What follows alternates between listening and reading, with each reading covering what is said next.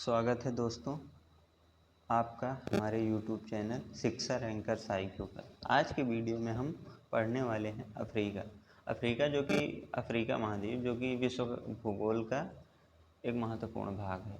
इससे UGC net JRF assistant professor तथा अन्य कॉम्पिटिटिव एग्जाम्स में क्वेश्चन पूछे जाते हैं। तो आइए हम जानते हैं। इस वीडियो में हम अफ्रीका के अक्षांशीय विस्तार एवं देशांतरी विस्तार, अफ्रीका का भौतिक विभाजन के बारे में अध्ययन करते हैं। पहले अफ्रीका विश्व का दूसरा सबसे बड़ा महाद्वीप है। अफ्रीका जो है विश्व का दूसरा सबसे बड़ा महाद्वीप है, जिसका विस्तार 37 डिग्री 13 मिनट से 34 डिग्री 46 मिनट दक्षिण अक्षांश और 13 डिग्री 30 मिनट से पूर्वी देशांतर से 51 डिग्री 15 मिनट पूर्वी देशांतर के मध्य स्थित है। अब यहाँ पे देखिए भूमध्य रेखा, यहाँ पे थोड़ा सा गलत है। भूमध्य रेखा इस महाद्वीप के मध्य से गुजरती है। भूमध्य रेखा जो है, भूमध्य रेखा इसके बीचों बीच से गुजरती है।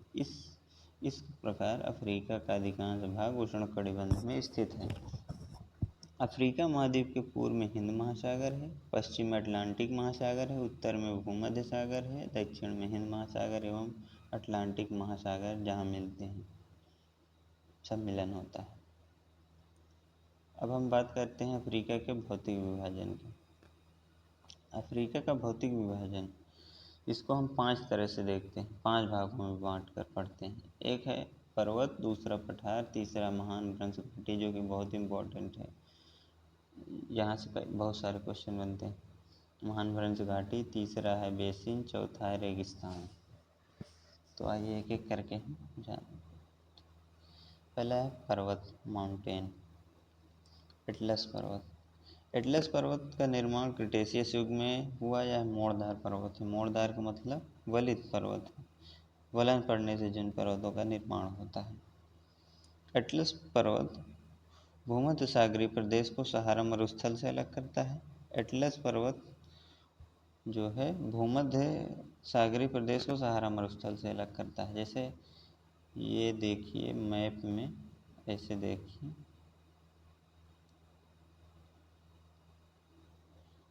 मान लीजिए अफ्रीका रफली, तो यहाँ पे है एटलस पर्वत और ये है सहारा मरुस्थल का क्षेत्र, ये पूरा, और यहाँ पे है भूमध्य सागरीय क्षेत्र प्रदेश। इस तरह से अलग करता है दोनों को।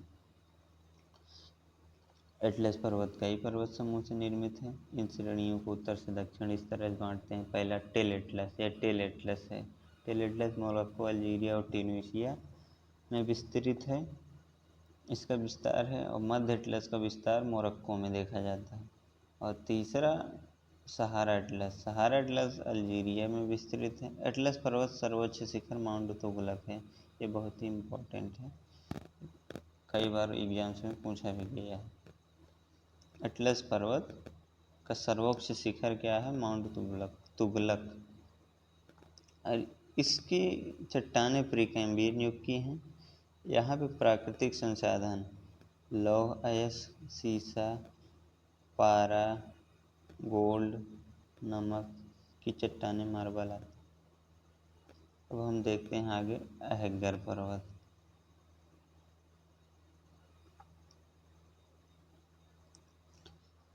अहग्गर पर्वत यह ज्वालामुखी पर्वत है। इसका विस्तार मध्य सहारा दक्षिण पूर्वी अल्जीरिया में है। इसका सबसे ऊंचा शिखर ताहत है। इसकी चट्टानें रूपांतरित हैं। और अगला है तिबेस्ती पर्वत। यह भी ज्वालामुखी पर्वत है जो नाइजीरिया तथा चाड, यहाँ चार्ट नहीं, चाड के उत्तरी भाग तथा लीबिया के दक्षिणी सीमांत भाग में स्थित है। इसकी सबसे ऊंची चोटी एमिकुची 3415 मीटर है। यहाँ पे प्राकृतिक संसाधन में टंगस्टन, खनिज तेल, यूरेनियम आदि मिलता है। अब हम देखते हैं माउंट किलिमंजारो पर्वत। किसका देखते हैं? Mount Kilimanjaro. यह एक शांत ज्वालामुखी पर्वत है जो तंजानिया के किलिमंजारो प्रदेश में स्थित है। यह अफ्रीका का सर्वोच्च ऊंचाई वाला पर्वत है। इसकी ऊंचाई लगभग 5895 मीटर है। यह एक मिश्रित ज्वालामुखी पर्वत है, 3 शंकु से बना है, किबो, मावेंजी और सिरा। किबो किलिमंजारो पर्वत का शिखर है। यह 3 ज्वालामुखी संरचनाओं में सबसे ऊंचा, जबकि मावेंजी और सिरा जो है विलुप्त हो चुके हैं। यहाँ पे सिरा होगा। अगला पर्वत है माउंट केन्या।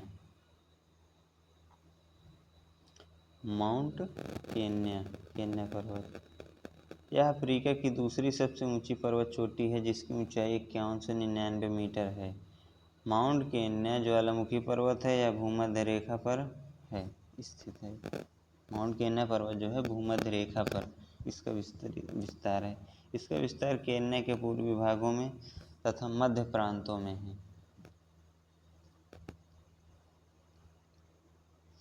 अगला पर्वत है माउंट मेरू। यह सुसुप्त ज्वालामुखी पर्वत है।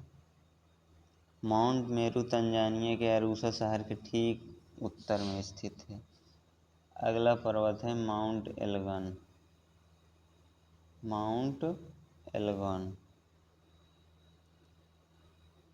यह एक शील्ड ज्वालामुखी पर्वत है। इसका विस्तार युगांडा और केन्या की सीमा पर स्थित है। अगला पर्वत है ड्रेकन्सबर्ग। सबसे ऊंची चोटी थबाना एल्टेना ड्रेकन्सबर्ग की सबसे ऊंची पर्वत चोटी है जो कि 3482 मीटर ऊंची है। ड्रेकन्सबर्ग पर्वत श्रृंखला शानदार प्राकृतिक सुंदरता का क्षेत्र है। प्राकृतिक सुंदरता के लिए जाना जाता है ड्रेकन्सबर्ग पर्वत। यह पहाड़ खुद दक्षिण पश्चिम से उत्तर पूर्व तो लगभग इतना किलोमीटर फैले हैं। कितने? 1000 किलोमीटर तक फैले हुए हैं और अपनी उत्तर पूर्वी सीमा पर लेसोथो से मिलते हैं। अब हम मैप के थ्रू देख लेते हैं थोड़ा सा कौन सा पर्वत कहाँ पे है।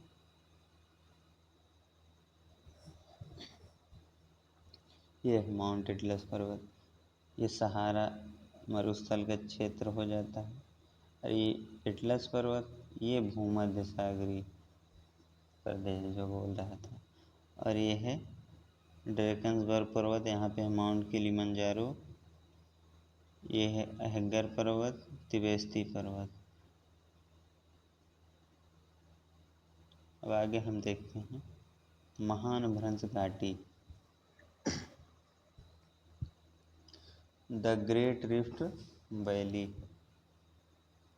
महान भ्रंश घाटी का निर्माण 2 प्लेटों के विपरीत दिशा में सरकने के कारण रिक्त स्थान के रूप में हुआ। जैसे ये एक प्लेट है और ये एक दूसरी प्लेट है, एक दूसरे के विपरीत दिशा में गति कर रहे हैं। जब इस तरह से स्थिति होती है तो यहाँ पर तनाव बल कार्य करता है। तो तनाव के कारण इन दोनों प्लेटों के बीच में दरार बनती है। तो दरार से ये प्लेटें अलग हो रही हैं जिससे महान भ्रंश घाटी का निर्माण हुआ है।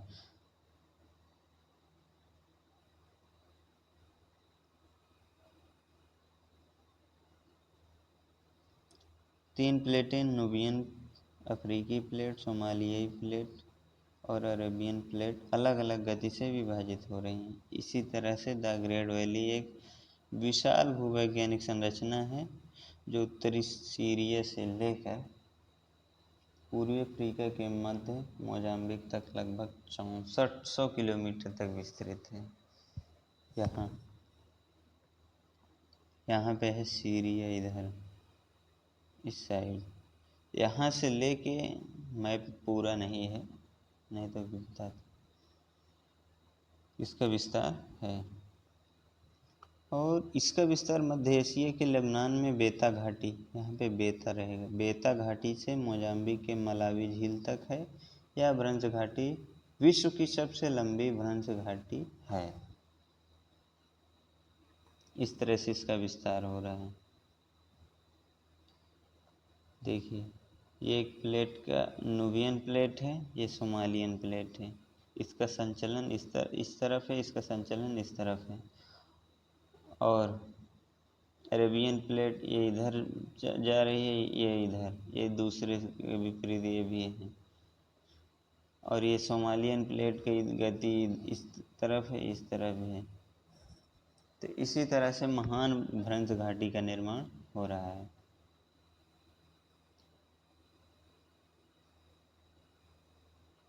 अब देखते हैं प्लेट्यू अफ्रीका के पठार। पहला है इथियोपिया का पठार। यह अफ्रीका के पूर्वी भाग में स्थित सर्वोच्च एक विस्तृत समांगी पठार है।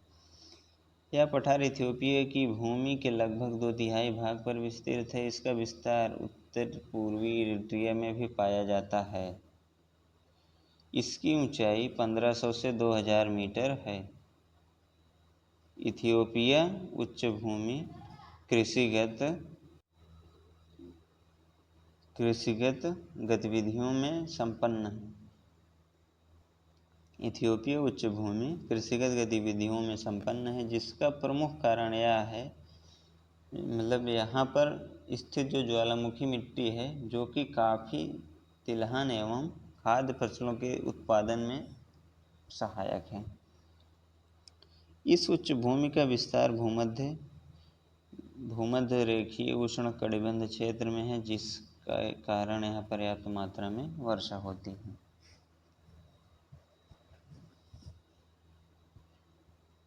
यह क्षेत्र उच्च वनस्पति घनत्व एवं उच्च जनसंख्या घनत्व रखता है। इस उच्च भूमि को इथियोपिया भ्रंश घाटी के द्वारा उत्तर पश्चिम एवं दक्षिण पूर्वी भागों में बांटा जाता है। इथियोपिया की उच्च भूमि पर स्थित टाना झील नील नदी का उद्गम क्षेत्र है।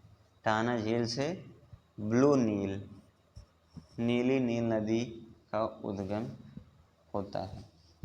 नीली नील नदी और श्वेत नील नदी दोनों जब मिलती हैं तब नील नदी का निर्माण होता है, जिसे नील नदी कहते हैं।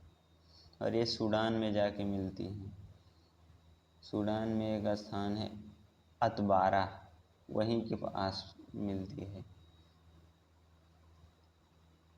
तो फिर सीधा होते हुए नस्सेर झील से सीधा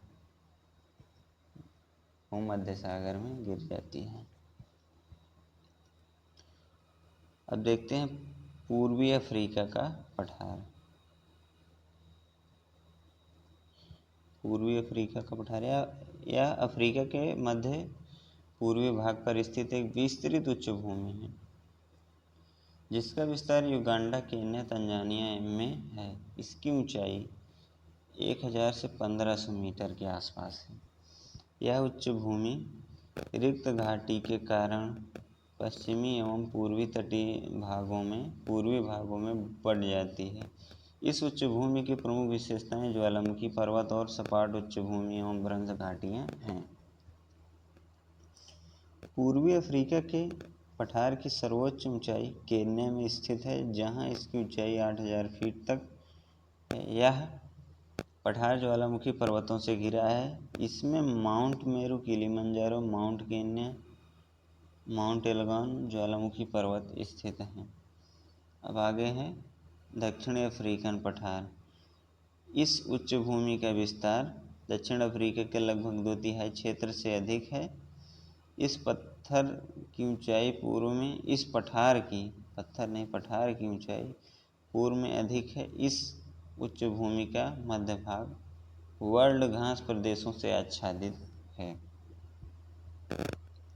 कालाहारी मरुस्थल के प्रभाव के कारण इस पठार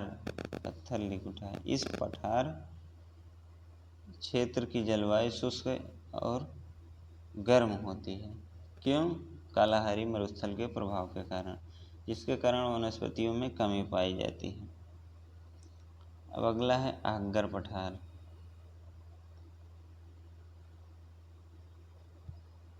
आहग्गर, इस पठार की स्थिति शहर के मध्य में कर्क रेखा पर है।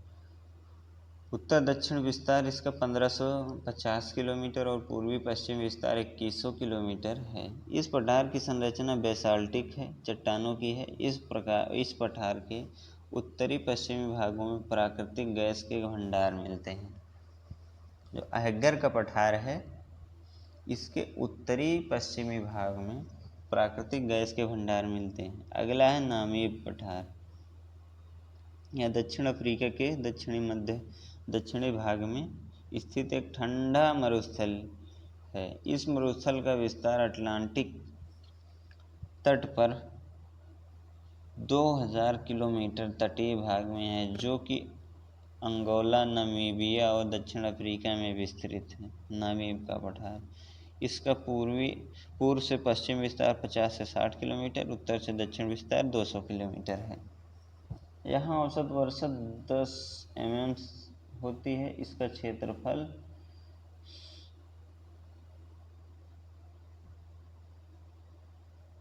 16 लाख वर्ग किलोमीटर। यह विश्व का सबसे पुराना मरुस्थल है। यहाँ औसत वार्षिक तापमान इस मरुस्थल के तटीय क्षेत्रों में वर्ष भर तापमान 90 डिग्री सेल्सियस से 20 डिग्री सेल्सियस के बीच रहता है, परंतु इसके मध्यवर्ती भाग में औसत तापमान 30 डिग्री सेल्सियस तक पाया जाता है।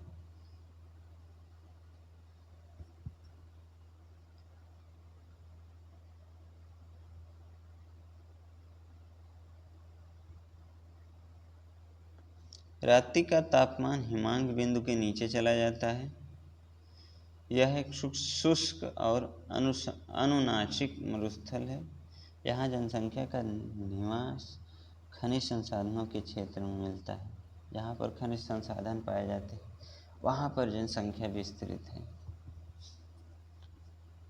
अब देखते हैं बी का पठार। यह पठार अंगोला के मध्यवर्ती भाग में स्थित है। इसकी ऊंचाई 1520 से 1850 मीटर है। यह पठार विषुवत रेखीय है। तो हम देख लेते हैं मैप के थ्रू। यह नामीब प्लेटू, जिसका विस्तार है, ये है नामीबिया का पठार ऐसे, और साउथ अफ्रीका प्लेटू है ये।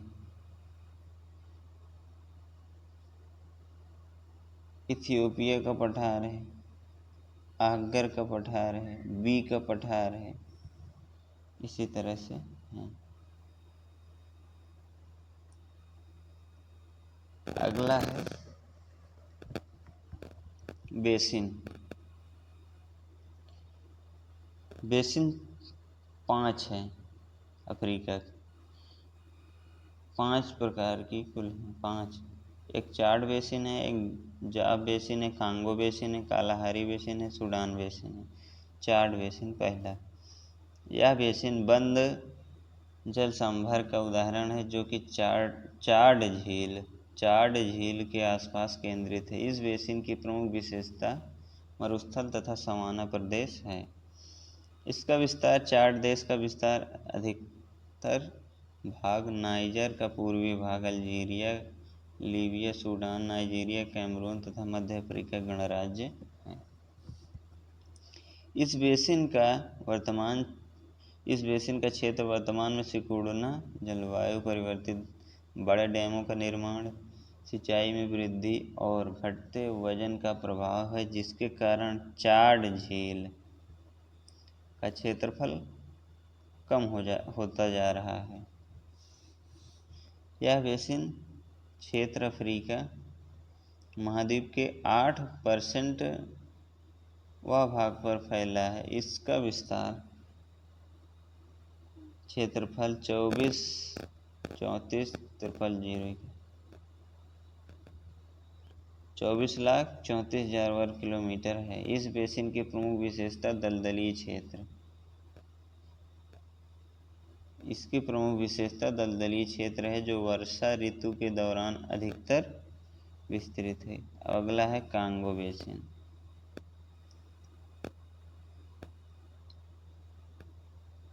कांगो बेसिन, इसे जायर बेसिन भी कहा जाता है, जो कांगो की और उसकी सहायक नदियों द्वारा निर्मित एक औषधि बेसिन है जिसका विस्तार मध्य अफ्रीका के कांगो देश में है। इसका क्षेत्रफल 300 मिलियन हेक्टेयर है।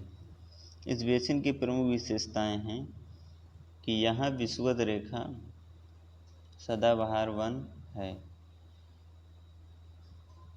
जो कि कृषि और ऊर्जा उत्पादन का प्रमुख स्रोत है। यह विश्व का दूसरा सबसे बड़ा कार्बन सिंक क्षेत्र है जो कि जलवायु परिवर्तन के प्रभाव को कम करने में सहायक है। यह विश्व का दूसरा सबसे बड़ा वन है जहां औसत वार्षिक वर्षा जो 15,000 से 2,000 mm होती है। अब अगला है जाफ बेसिन। इस बेसिन का विस्तार शहर के दक्षिणी भाग में मिलता है। इस बेसिन की औसत ऊंचाई समुद्र तल से 150 मीटर है। अगला है कालाहारी बेसिन। इस बेसिन को कालाहारी और काकावांगो बेसिन भी कहा जाता है। काकावांगो यह एक जल संभर वाला बेसिन है। इसका क्षेत्रफल 7,25,293 वर्ग किलोमीटर है। इसका विस्तार बहुत सुहाना अधिकतर भाग नामीबिया एवं अंगोला, दक्षिण अफ्रीका, जाम्बिया, जिम्बाब्वे का कुछ भाग आता है। इस बेसिन का प्रमुख प्रवाह ओकावांगो, यहाँ पे होगा ओकावांगो नदी के द्वारा होता है जो कि बी के पठार और अंगोला के पठार से निकलती है। इस बेसिन में जल की आपूर्ति वर्षा ऋतु में अपेक्षाकृत अधिक होती है। वर्षा के कारण वर्षा होने से जल बढ़ जाता है।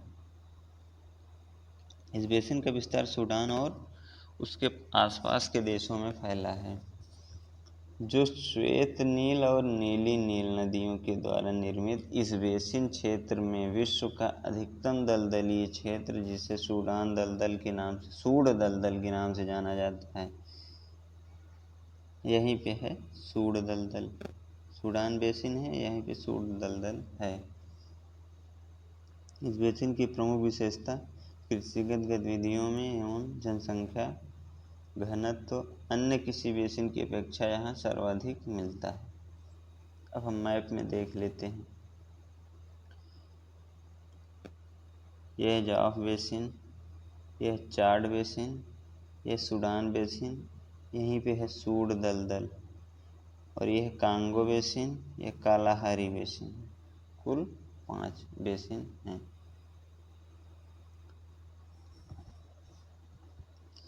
एक है सहारा मरुस्थल जो कि बहुत ही इम्पोर्टेंट है, छूट गया था।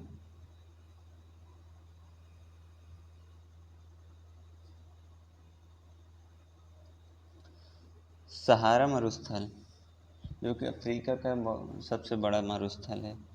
इसका क्षेत्रफल 92 लाख वर्ग किलोमीटर है। अफ्रीका की कुल भूमि का 31% भाग आच्छादित करता है ये।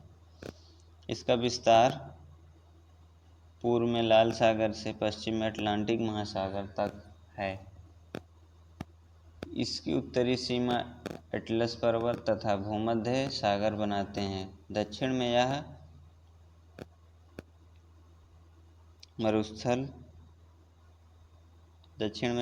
मरुस्थलीय साहिल प्रदेश, सवाना घास प्रदेश, नाइजर नदी घाटी एवं सूडान प्रदेश से घिरा हुआ है।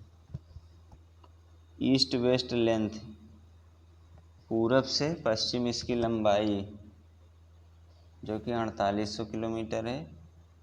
उत्तर से दक्षिण 1800 किलोमीटर है। यह मरुस्थल अल्जीरिया, चाड, मिस्र, लीबिया, मॉरिटेनिया, माली, मोरक्को, ट्यूनीशिया, नाइजर तथा सूडान में विस्तृत है।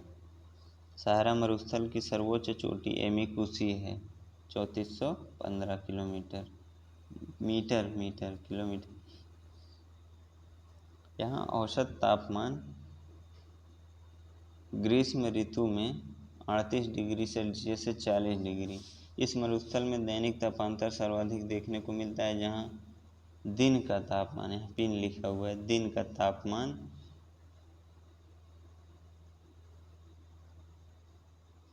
40 से ज़्यादा,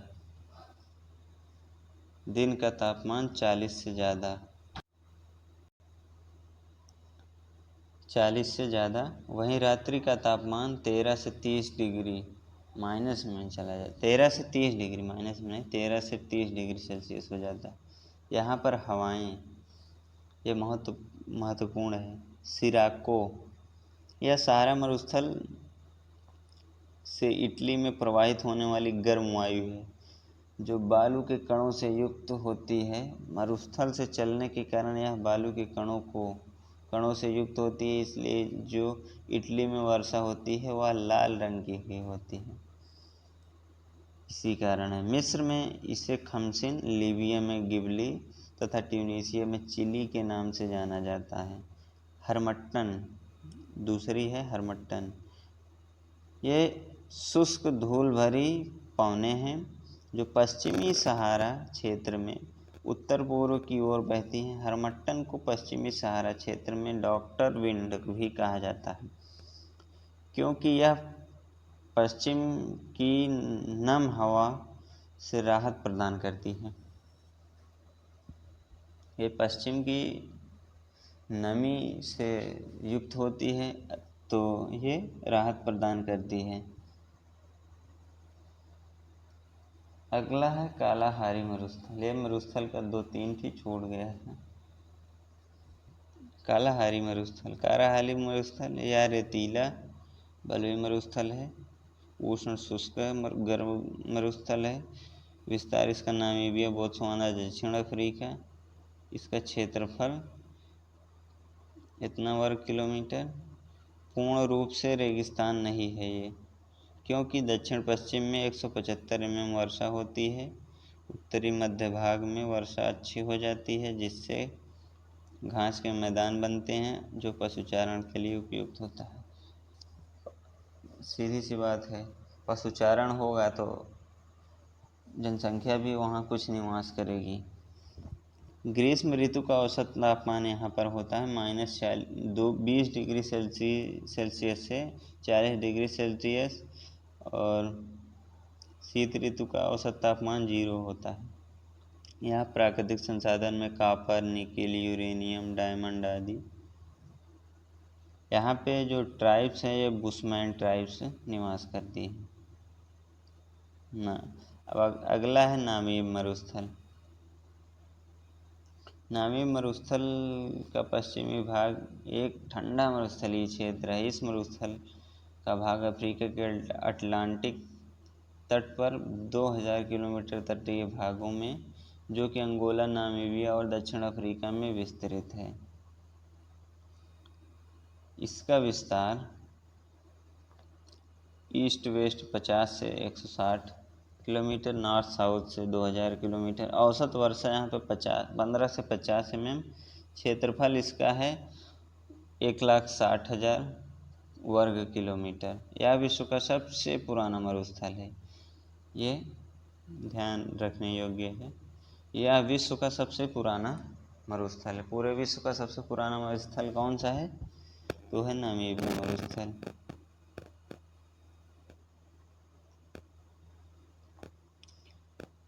औसत वार्षिक तापमान इस मरुस्थल के तटीय क्षेत्र में वर्ष भर तापमान 9 डिग्री से 20 डिग्री सेंटीग्रेड तक रहता है, परंतु इसके मध्यवर्ती भाग में औसत तापमान 23 डिग्री तक पाया जाता है।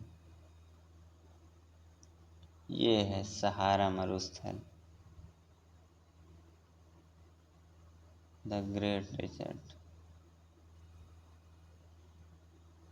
और ये है कालाहारी डेजर्ट। यहाँ पे नहीं है कालाहारी, यहाँ पे है। यह है नामीब मरुस्थल। आज के वीडियो में इतना ही। इसके आगे बात करेंगे नेक्स्ट वीडियो में।